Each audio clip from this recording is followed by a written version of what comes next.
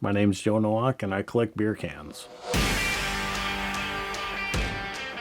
I started collecting back in 1975 when beer can collecting was at its height, I would think. Everybody was doing it. I don't know what prompted it. So about 10 years after I started collecting, I decided life got busy and I packed up all my cans and boxes and kind of forgot about them up until about 3 years ago when I took them out of storage and started looking at them with the plan to sell them. And then I just got that urge back to get back into collecting.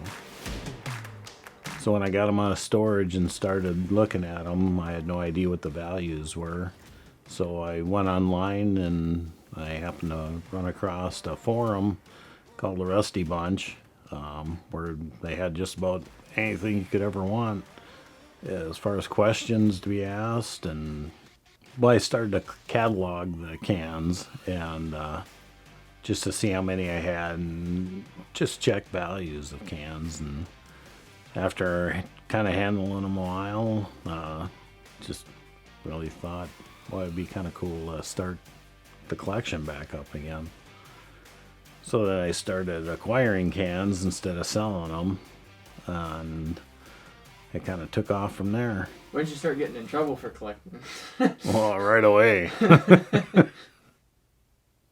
So after viewing the site for a while, started to notice some posts about paint over cans, and it kind of got me interested. So I started checking it out and what it was and how they really came about.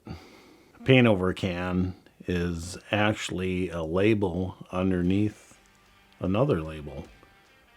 So the canning companies start off with a sheet of tin and they print 35 12-ounce cans on a sheet.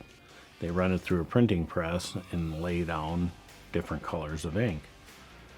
Well, either due to overrun or a flaw in the original print, they'd set those sheets aside, and when they had enough of them, they would run them back through the press, more than likely as a different label, and print over the top of them with a gray primer in between. Some cans do show signs of being a paint over.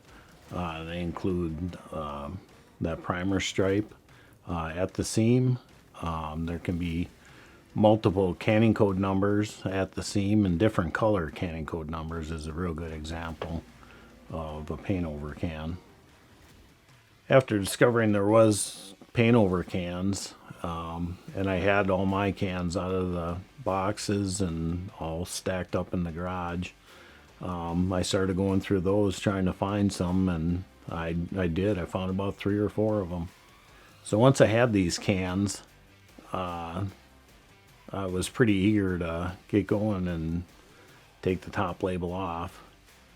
So I went to it, and after hours and hours and hours of rubbing off the outer paint layer, I thought it was really cool, but I wasn't quite that patient. So then I did practice on those first couple, just doing them by hand. But then I started thinking of ways how I could speed the process up and get a better product at the end. So after I finished those cans, I wanted more, so I went to eBay and started looking for cans and finally got some more. And by this time the wheels were spinning, and how could I speed this process up? And reading on the forum, some of the guys used power polishing wheels. So I had no idea what that was. So I went to our local auto parts store and got a foam buffing pad that fit on a drill and brought it home and put it on my drill and threw some rubbing compound on there and gave it a whirl.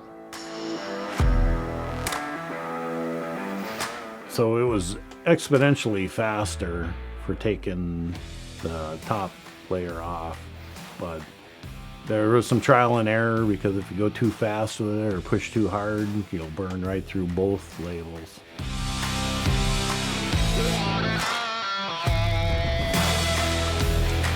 One thing I found out is that no two cans are the same. They put different thicknesses of paint and different hardnesses of paint on the cans.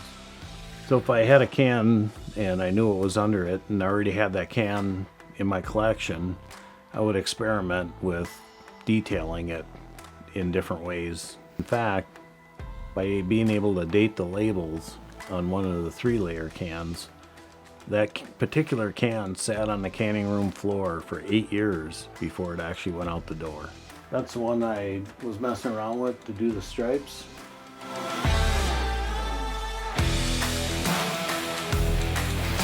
That's the one I played around with, kind of a peel out look.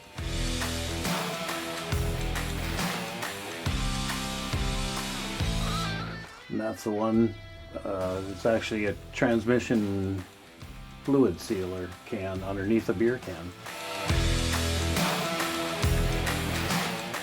So the exciting part about doing paint over cans is you're not always positive what's underneath. You can generally guess what's under them, but it's kind of like scratch off tickets. You never know what you're going to get underneath it till you start working on it.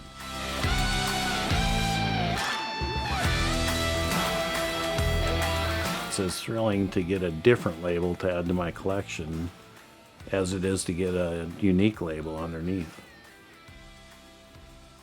They're personal because I made them. That's what I control. I control how the can comes out, and that's what really makes them special. I can't. I just like them, man. Takes me back to when I was a kid.